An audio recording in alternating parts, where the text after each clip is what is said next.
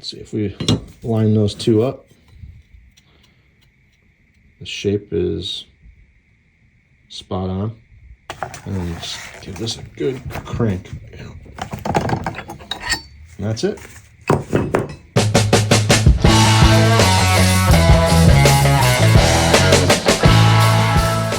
Alright guys, I bought this 2-pack of aftermarket replacement blades for my Black & Decker Edgehog edger. I just wanted to show you what they look like and compare them to the one I already took off of my edger that is from Black & Decker. First thing you'll notice is that they look identical in shape.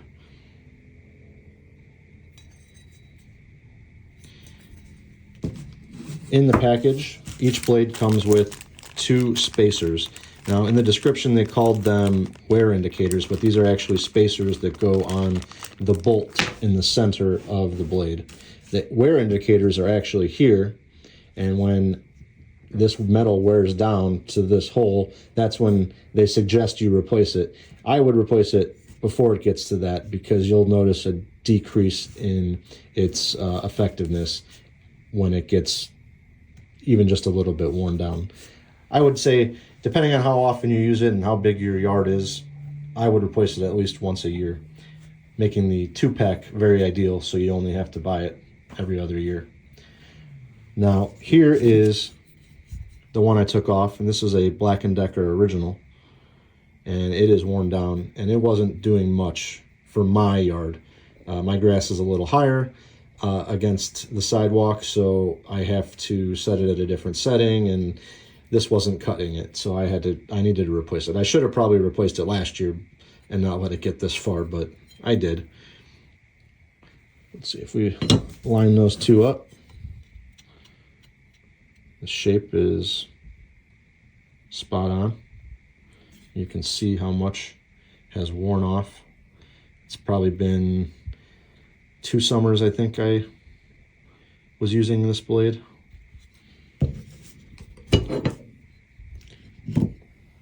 Now I wanted to test the thickness of each blade. So I got my calipers here. This is the factory blade, and it's coming in at 0.103 inches. And this is the aftermarket blade, and it's coming in at 0.10. So, I mean, that is almost spot on the same thickness. So, all right, now I'm going to show you how to easily change your blade. You're going to need a screwdriver that will fit in this hole on the right side, and you're going to need a 9/16 inch wrench for this bolt. Now, this screwdriver is going to hold the blade from spinning against the body. I recommend using gloves to protect your hands. So you're going to put that screwdriver in there. It's going to wedge up against the bottom of the edger, and then you're going to turn this wrench counterclockwise. It might be a little difficult to break that nut. Side, and now you see these are the spacers I'm talking about. There's one on each side of the blade going around the bolt. Now this is a blade that came in my 2-pack that I put on earlier this year. Let's compare it to the other brand new one that hasn't been used. It's not too bad. Just, I don't know, 1/8 of an inch almost. All right, so I'm going to take off this other old spacer. Put one of these new guys on.